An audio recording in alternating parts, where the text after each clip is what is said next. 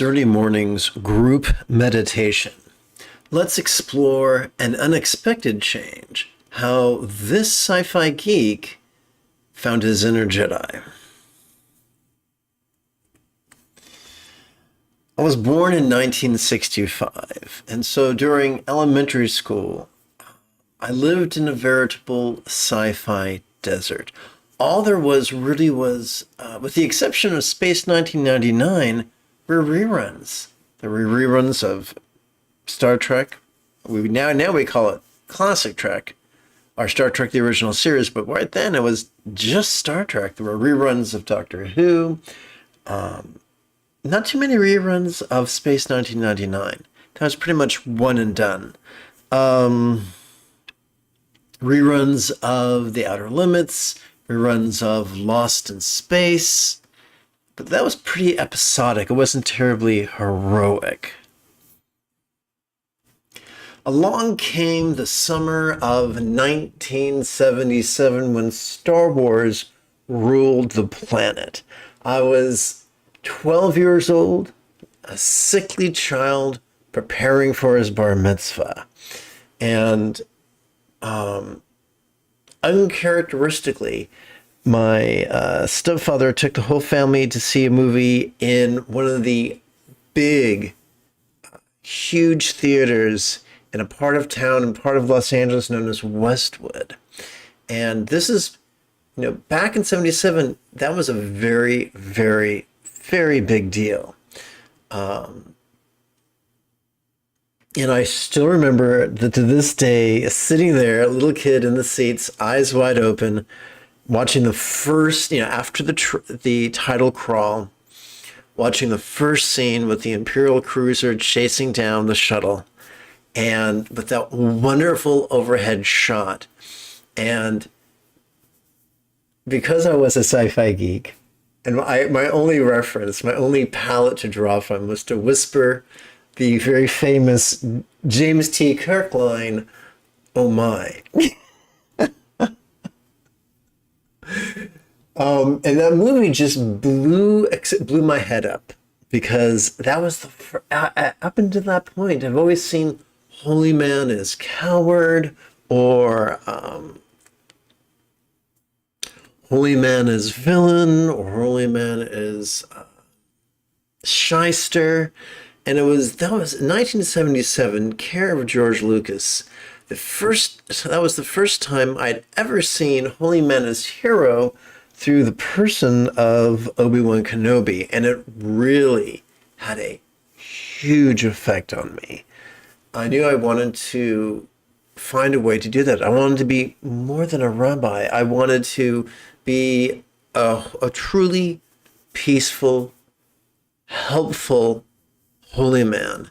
And I knew I wanted to be like Obi-Wan Kenobi, who was able to not only deactivate the tractor beam on the Death Star, but was able to confront the monstrosity of Darth Vader calmly,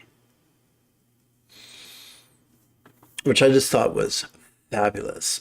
But even at 12, I already knew that my libido was dialed in to James Tiberius Kirk.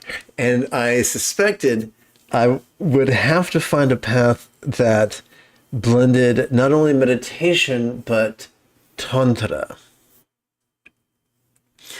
As a really, really abused kid, physically abused, verbally abused, sexually assaulted regularly, I was a beat puppy. And this might be difficult to understand, but most people in that situation, I sincerely hoped that authority figures would help me. Authority figures would rescue me, but they never did. Authority figures would teach me the secret to tantric meditation, but only to a limited degree.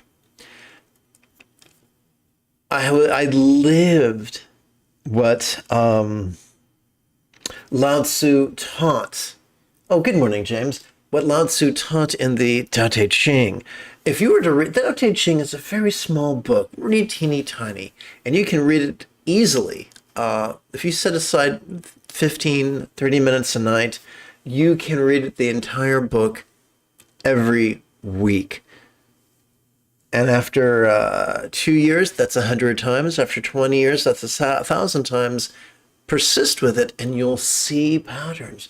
You'll see that it's not the medical or engineering yin and yang that we see in different Taoist texts, that Lao Tzu presented a unique take on yin and yang, philosophical yin and yang. And then within the 81 poems of the Tao Te Ching, we see certain patterns arise. Patterns like the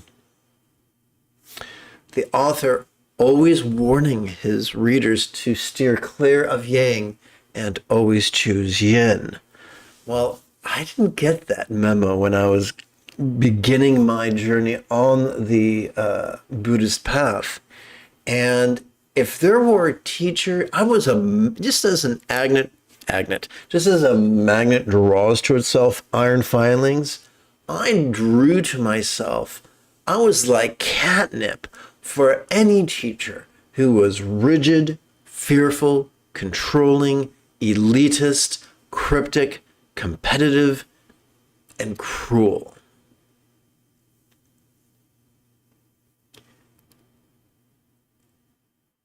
And I found it deeply dissatisfying. I was treated very unkindly by teachers like that, and especially by their students.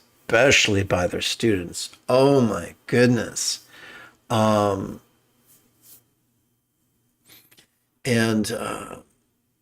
It was just turned into such a steaming load of monkey poo. I had one teacher who was buddy-buddy with the Dalai Lama. He and the Dalai Lama went their separate ways. He got in trouble with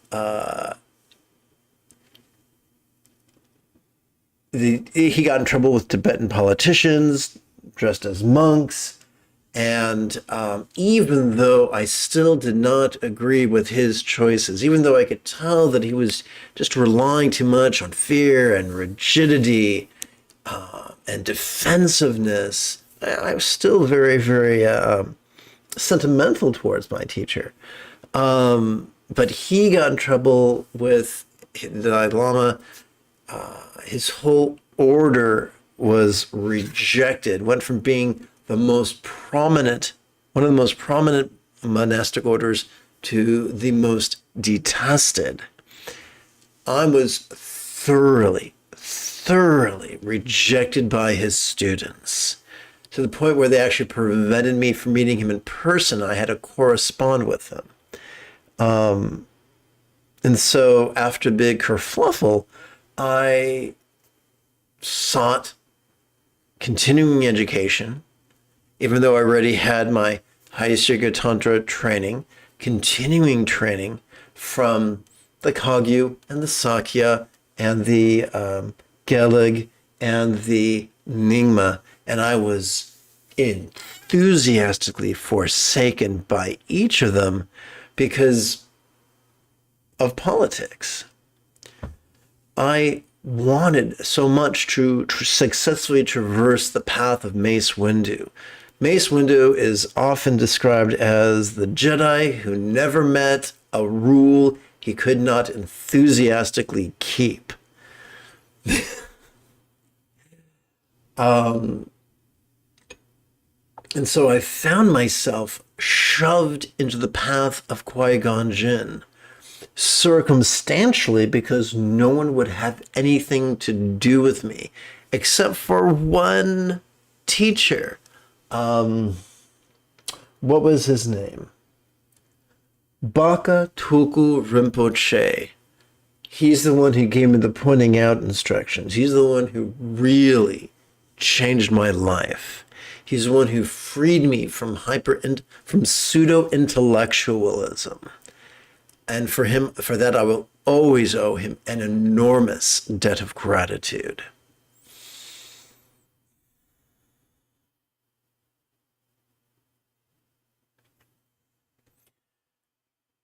But I found myself on the precipice of great change. circumstantially, no one would touch me with a 10-meter pole. But physiologically, I was and still am really disabled. I have a bunch of health disorders that seem to be organized under neurodivergence, because neurodivergence, ADHD and autism are exacerbated by the type of brain damage that causes dysautonomia and the type of infections like what's it called? Myalgic encephalomyelitis. These things really compound them, causing the neurodivergence to have a deleterious effect upon the digestive system and the immune system. And so I was a wreck, just a wreck. And a lot of these groups had no use for poor, sickly people, regardless of how enthusiastic they were. And additionally, it was as if my body was a bullshit detector, and I could tell that certain teachings excited my anxiety. Certain teachings excited my aggression. I didn't want any of that. I wanted greater peace, greater love, greater joy, greater resourcefulness. As a child of the late 60s, my mother had taught cooking classes for the local school. I'm not sure if it was an elementary school or whatever, but for me, as a kid who was not even in first grade yet, those girls dressed as hippies were goddesses. And I imprinted on my little teeny juvenile perception of hippie girls hard, to the point that often my inner wisdom would masquerade as my young interpretation of hippie girls. So my inner hippie girl was distressed with fundamentalism and knew it wanted to be flexible, loving, laid back, egalitarian, lucid, cooperative, and kind. And so I found myself reluctantly being drawn to the path of Qui-Gon Jinn. I didn't have a name for that until way back when I saw The Phantom Menace as an adult with my first wife. And it's like, oh, that's the path for me. And I observed the dichotomy between a Padawan, Obi-Wan Kenobi, and his master, Qui-Gon Jinn. And in a young Padawan, I saw someone like Mace Windu, who never met a rule he didn't want to keep, as opposed to Qui-Gon Jinn, whose only goal was to serve the Force, was to harmonize the Force and flow with the Force and be led by the Force to do the will of the Force. He didn't care about politics, didn't care about popularity, he didn't care about labels. That's all he wanted to do. And to my great shame, to my great embarrassment, at that time, I still wanted to be Obi-Wan Kenobi and have everything just handed to me. Here are your robes, here's your lightsaber, here's your mission, here's what to do, here's how to do it, have at 'em. And I really wanted structure, and I wanted approval, and I wanted support. And instead, circumstance was saying, no, you're going to work. Here's your tightrope. You're going to work without a net. Rut's a rut, kid. That was it.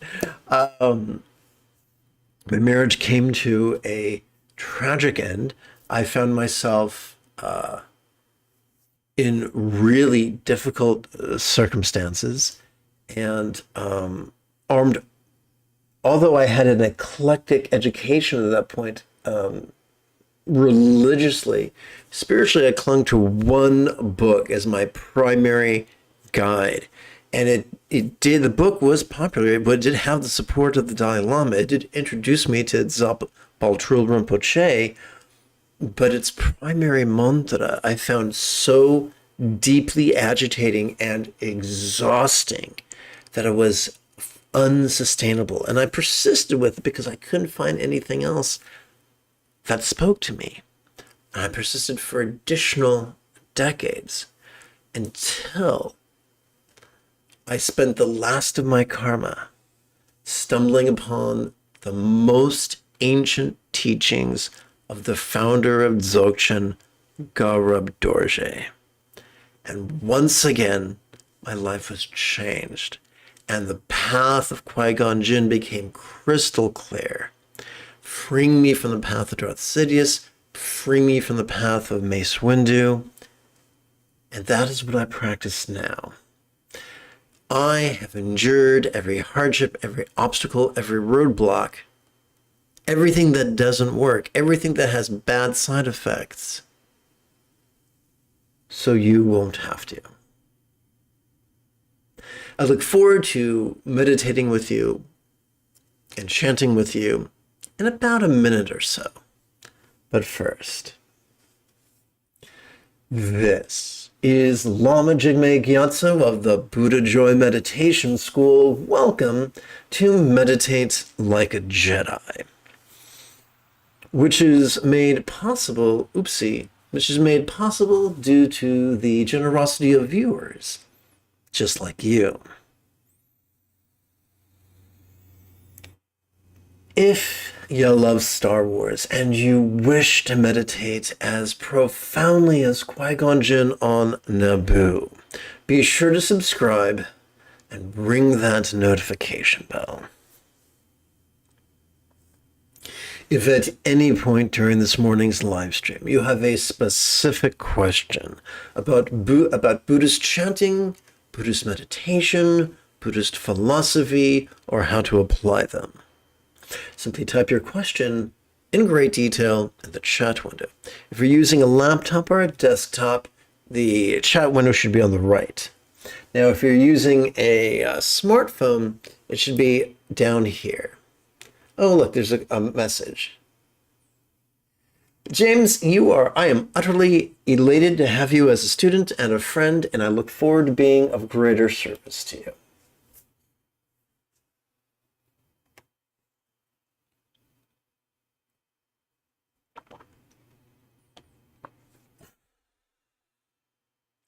So let's continue. Together as a team, let us chant the Tuesday morning excerpt from the first text composed by Garab Dorje. Together. The suffering of sentient beings is only consciousness, intrinsically perfect energy in varied forms. What does that mean? So, like many of his contemporaries, Garab Dorje wrote in a highly allegorical manner. Now, contrary to the ravings of poopheads, he didn't write in code that only certain people could understand. He suffered from the burden of knowledge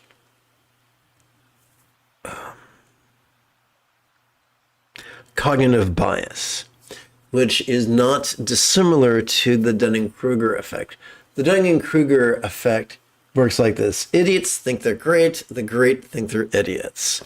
Consequently, that's the Dunning-Kruger effect. Because of that, the great who think they're idiots assume that their area of expertise is common knowledge. That's the burden of knowledge cognitive bias. And it means that they forget that people don't have their decades of experience. That's common. That's why we often see people, great spiritual masters, speaking in such thick allegories that other people have trouble picking up on it because they have forgotten that not everyone has their same background. I've had the very good fortune to have a classical education and to, because of my brain damage, have had to learn not based on mnemonics, but based on comprehension and analysis. So I've spent the last 3 decades of my life reverse engineering each school of Buddhism so you won't have to. So let's dive right in. The path of Dzogchen is not supposed to be that of blind faith, despite the insistence of poo-poo heads. It's not supposed to be a pseudo-intellectual exercise of mental masturbation. That's just messy kid stuff. What it is, it's an easy path for the dull-witted that is predicated on non-duality. And here's how that works. We don't lie to ourselves about what we're experiencing, but we are crafty in the labels we use to describe our experience to ourselves and others. So I'm not telling you to pee in your hand and call it rain.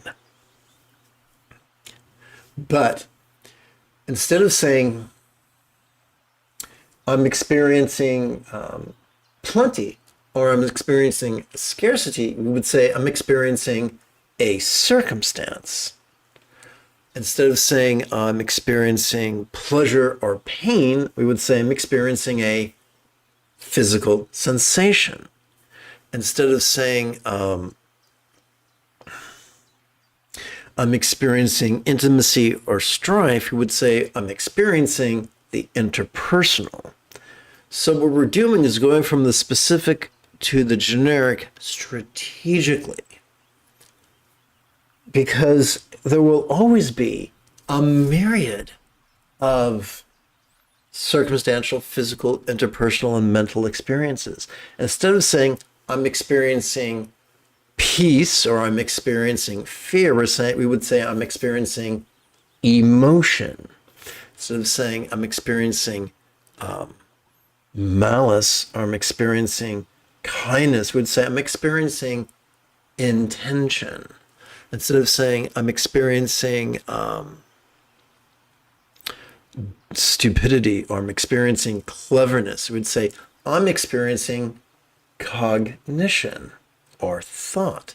Instead of saying, I have a vivid memory or I have a vague memory or a pleasurable memory or a painful memory or an embarrassing memory, we'd simply say, I'm having a memory. Instead of saying I'm having, once again, a really fun fantasy or a really scary, fear-oriented fantasy, we'd simply say, I'm experiencing imagination. Instead of saying I'm experiencing a fuddling confabulation or a rigid and certain confabulation, we would just say I'm experiencing a confabulation, a blend of recall and imagination, involuntarily combined together.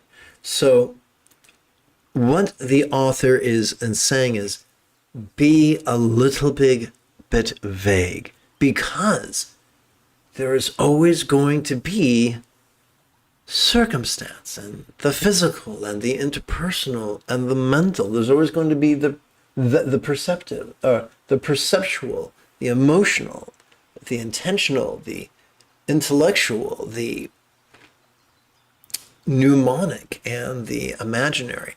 Those things are constant. They are hardwired into our DNA. There is no healthy way to avoid them. So if we can, the trick is to be vulnerable to the present moment in a way that is deeply grounded and flexible. And that is what we're being encouraged to do. Let's continue with our chanting.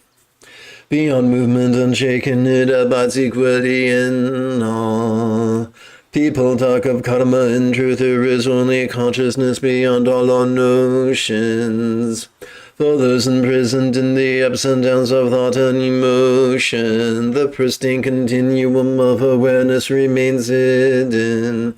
So, instead of worrying about creating good karma, We just meditate, practice mindfulness and meditation in such a way that gives rise to the highest love, which is spontaneous and uncontrived. We allow this centered spontaneity to function as a stream upon which floats our choices and utterances and deeds. And that's the essence of the highest morality. Instead of trying to purify karma and generate good karma, we just spend our time away from rituals, away from visualizations, away from mantras, just practicing effortless mindfulness and effortless meditation that is 100% in harmony with the dynamos of our sympathetic nervous system and our parasympathetic nervous system that will go into greater detail in just a few minutes. So instead of a fool asks, why is this happening? With the intention of fixing it. I want to control my existence. I want to be the captain of my fate. Yeah, that's what we call controlling tendencies. The wise say, what is happening? That's mindfulness. And how can I release it? That's the threshold to the wisdom of letting go. Let's continue. For those imprisoned in the ups and downs of thought and emotion, the pursuing a continuum of awareness remains hidden. So here's a delicious irony. I'm a big Howard. I don't think I would enjoy being in the high seas where there are 50 or 70-foot swells and your craft comprised of wood is creaking and the waves are like mountains. That sounds nightmarish to me, but that's an apt description of the fact that our emotions can be that way. We evolved to feel strong emotions as a survival mechanism. The primary goal of evolution is not peace and fulfillment. It's surviving long enough to reproduce. Our first line of defense when it comes to evolution is extraordinarily pragmatic that way. But when we bring that tumult, that tumultuousness into our mindfulness, when we perceive it with vulnerably, passively, viscerally, and randomly, and then relax in harmony with our exhalation, regardless of how little control, if any, we have over our circumstance. That frees us from the tyranny of our emotions, not the presence of our emotions, but the tyranny of emotions. You can be in a storm, you can get drenched, you might even be drowned. That doesn't mean it needs to steal your peace or your love. By practicing vulnerability and release, we are freed from not the presence of our emotions, but their tyranny. And that is exactly what the path is about. Let's continue chanting. The mind of awakening gives rise to all appearances. Being unborn, it is indestructible. This timeless space of pure being is beyond the reach of thought. Okay, this is super juicy. There's a myth that if we're truly spiritual, we'll only experience puppies, kittens, sunshine, and rainbows.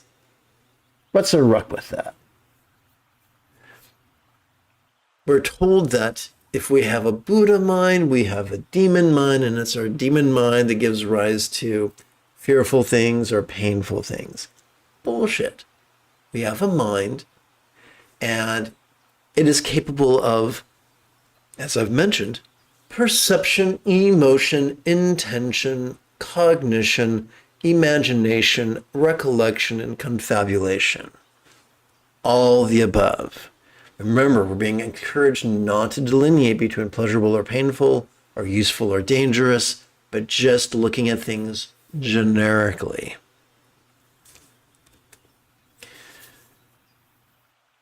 Mind is unborn. That's a hyperbolic figure of speech that makes more sense in the following sentence.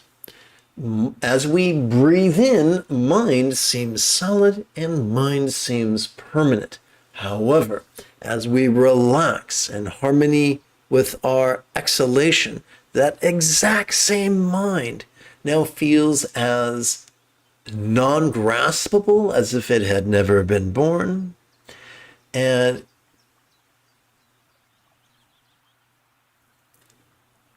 this state of being non-graspable is as permanent as anything can be.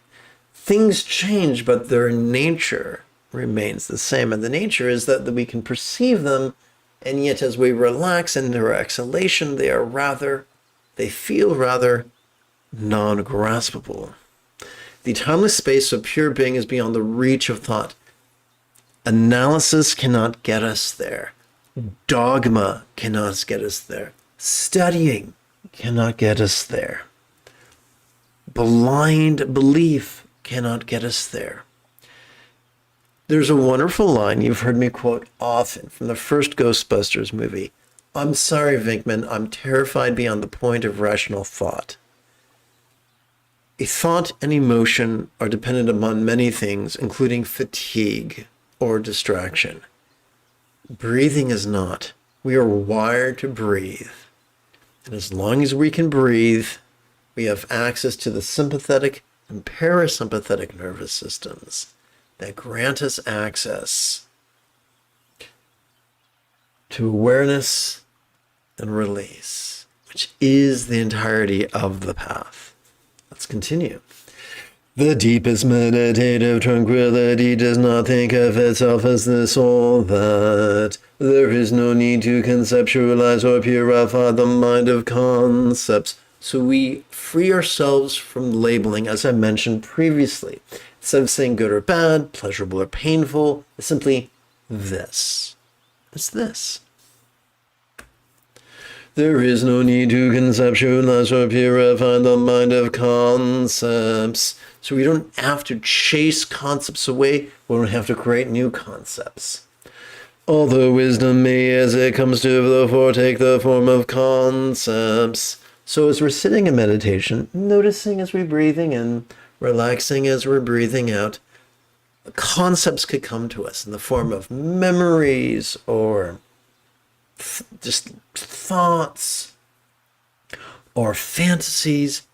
That's fine. That's not a spiritual failure. It's not our job to drown whatever comes up in the bathtub. It's our job to notice it vulnerably and release it viscerally in harmony with our breathing.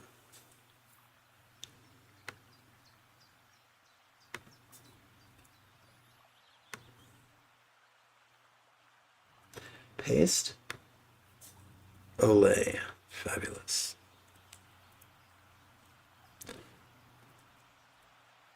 Okay. Well, that was an error, wasn't it? Let's go back.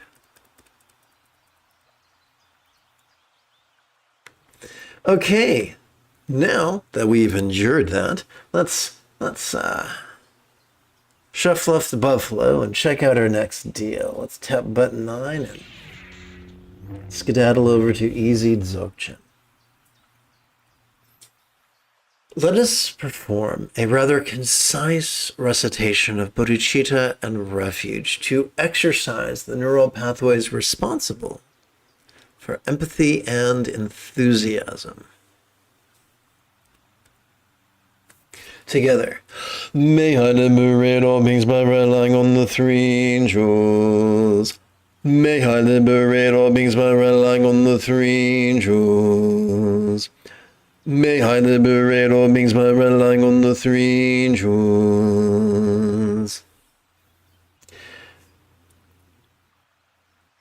Both my Tibetan teachers and my Hawaiian teachers taught me that we are not just minds, we're minds and bodies. We must tend to the body.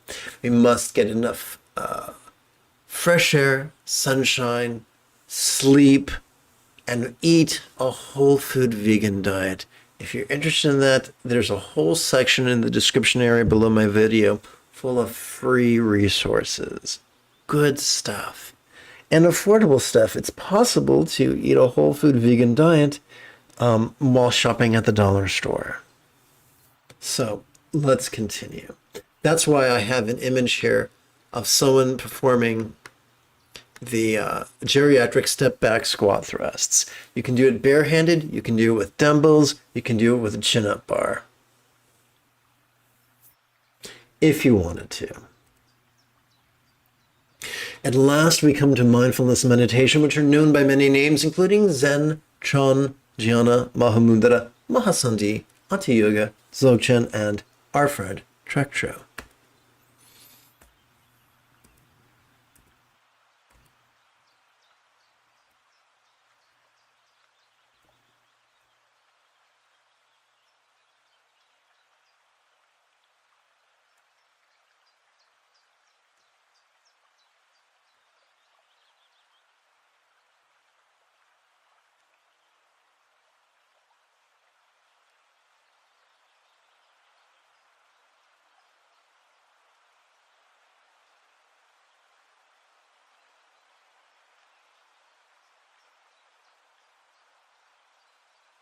Here is the secret of mindfulness. Every time we breathe in, whether we know it or not, we are accessing our sympathetic nervous system. It has not evolved for active concentration, but it has evolved to notice, and to do so vulnerably, passively, viscerally, and randomly. We could notice sights, sounds, sensations, flavors, scents, and the like. We could notice emotions, intentions, thoughts, memories, imaginings, and confabulations. Every time, but what are we to do with all this stuff that we notice? And that is where meditation enters the picture. Every time we exhale, our parasympathetic nervous system is wired for both physical relaxation as well as mental release. Now, there are many ways of practicing this. Here's an exceptional easy one. The essence of the path is described with this iconography before us. This individual is known in Sanskrit as Samantabhadra, Samantabhadri, Karma Mudra. This is the individual, this set of individuals is known in Tibetan as Kuntu Zongpo, Kuntu Zongmo, Yab Yum. If you're into Tantra, you've probably heard of Yab Yum before. In English, this could be described as the all-good one, mother and father. They are naked, which reminds us that the key to mindfulness is vulnerability. To practice mindfulness in a manner that is vulnerable, passive, visceral, and random. They are represented as being translucent, which reminds us that if every exhalation we tap into the experience of non-graspability. Their beauty reminds us that the fringe benefit of training in mindfulness and meditation is the highest love, which is spontaneous and uncontrived. The blue figure sits in centered spontaneity. Sits in a deeply centered manner. The white figure sits in a very sports in a deeply spontaneous way. The white figure, the color of a cumulus cloud, reminds us to watch the play of mind as we inhale. The blue figure, the color of an azure sky, on a bright and beautiful morn reminds us to relax into the non-graspable nature of mind as we exhale, as we silently and mentally recite watch and feel in harmony with our inhalation and our exhalation, we will enjoy the path. Let's jump in.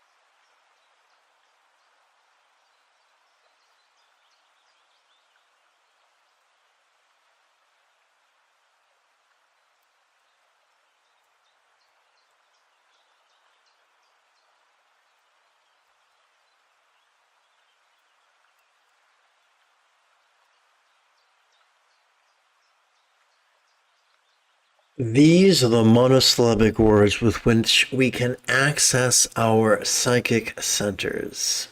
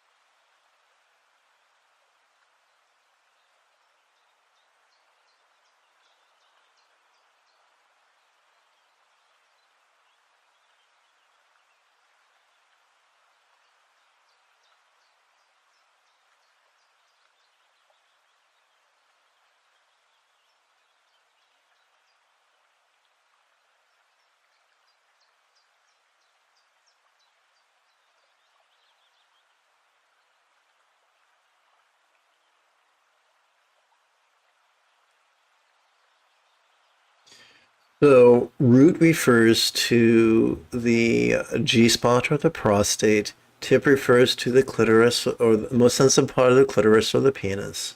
Smell refers to the psychic center that correlates with the womb or the lower abdomen. Taste refers to the navel. Watch refers to the crown. Hear refers to the throat. And feel refers to the heart. We're able to access these not through visualization, just by playing with these 5 verbs and 2 nouns. Meditating upon the tip is a very useful way to fall asleep at night. So during the inhalation, you might silently and mentally recite tip. During the exhalation, you might silently and mentally recite ease, which is a synonym for relaxing.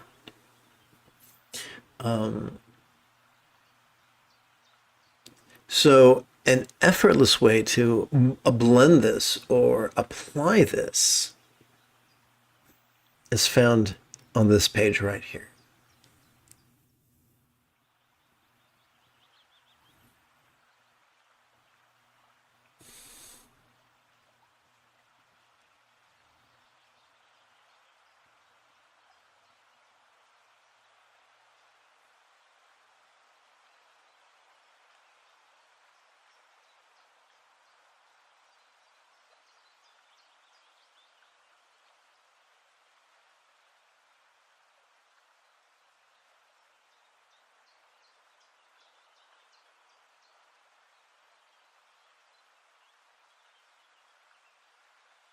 The female figure, the color of a cumulus cloud, the color of a cumulus cloud brings our energy to the crown. The color of the male figure, the hue of a clear sky, brings our energy back to our heart.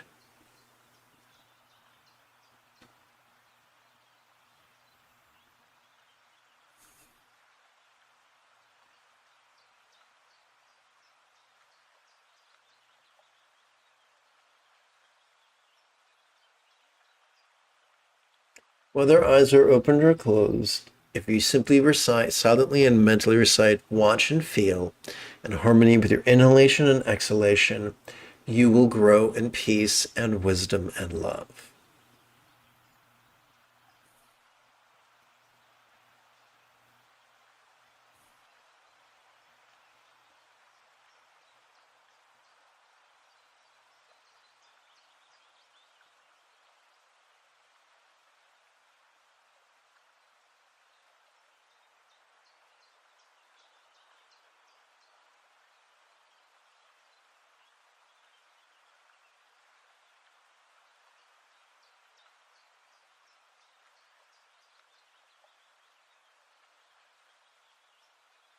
I was taught the 2 phrases, watch the play of mind and relax into the nature of mind, care of Tulku Chagdud and his Chondro, to whom I am eternally grateful.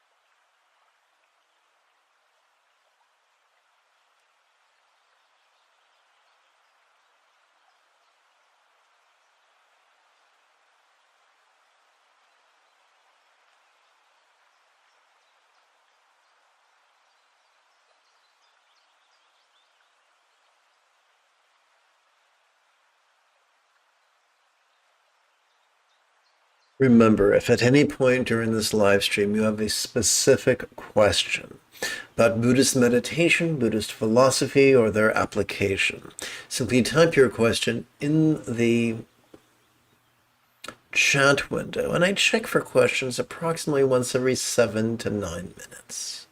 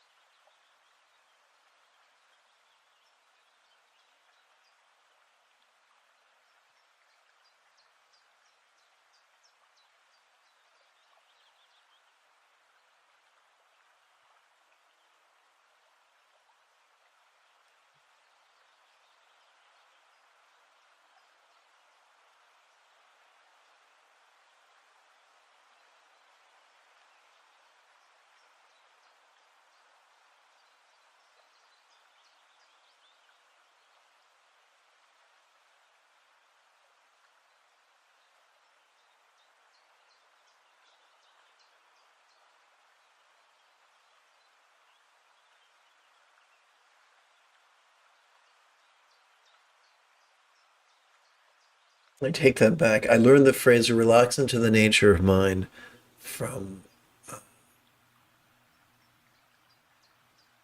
Kondro Chagdud, and I learned the phrase watch the play of mind from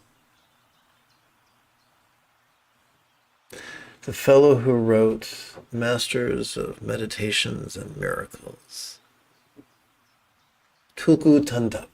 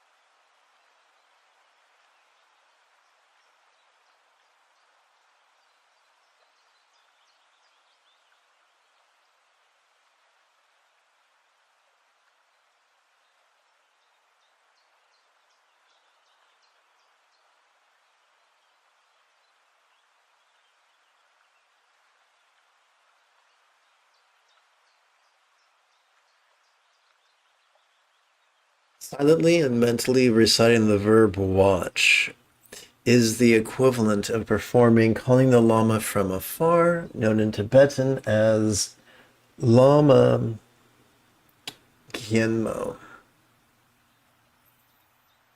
The silently and mentally reciting the verb feel during the exhalation is the equivalent of practicing Guru Yoga, also known as Lama Naljor.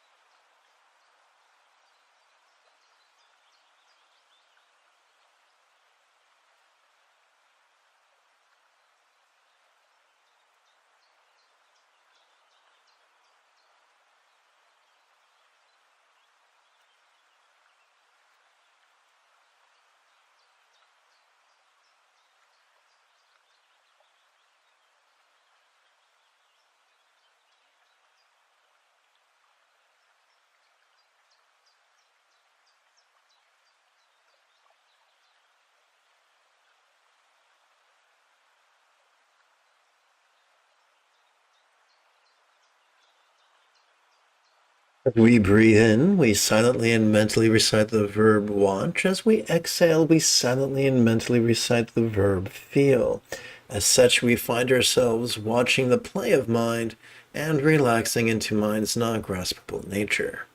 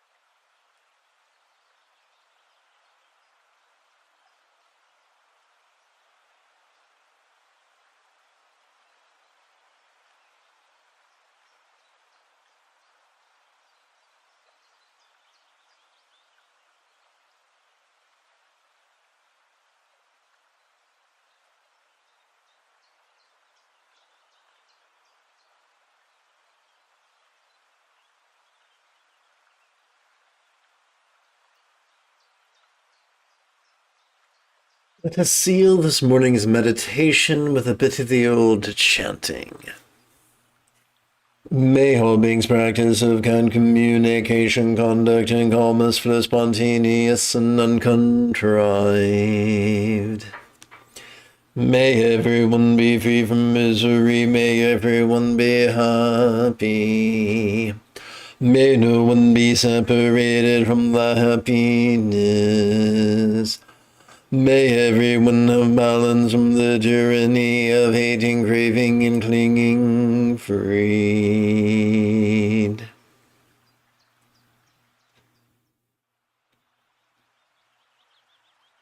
If you feel that I have earned it, you could type something in the chat window. You could give this live stream a thumbs up. You could share it with a friend. You could even help support this channel on Patreon. In approximately 10 1/4 hours, I would very much like to return to lead today's evening meditation class and group practice. Until then, may you and yours be happy and healthy. And if you are as geeky as me, this is the way.